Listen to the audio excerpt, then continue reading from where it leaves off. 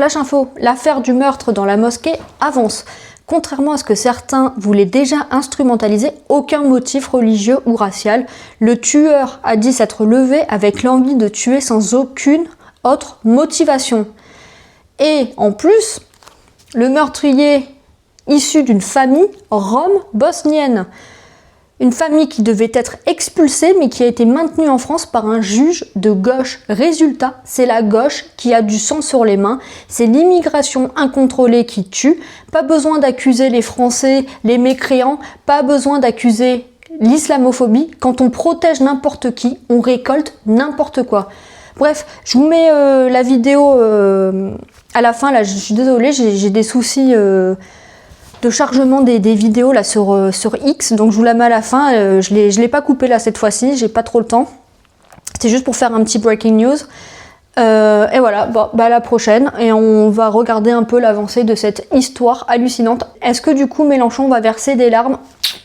On ne sait pas. Allez, à la prochaine. Tchuss. Il y a autre information qu'on a via l'avocat, c'est qu'il explique que son client n'a rien contre les musulmans. Il faut le prendre avec des pincettes, c'est lui qui le dit.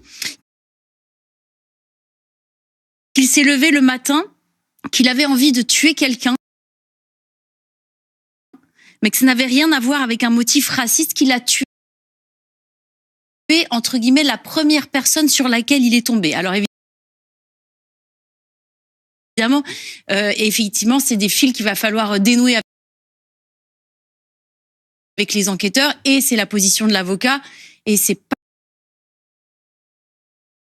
pas forcément la vérité judiciaire. C'est un premier élément, en fait, de dire est-ce que ce crime est un crime islamophobe? Eh bien, selon l'avocat du suspect, en tous les cas, ce n'était pas un acte anti-musulman, c'était une envie de tuer. Et donc, on est plus sur une coloration psychique. 3 heures à Pistoia. Autre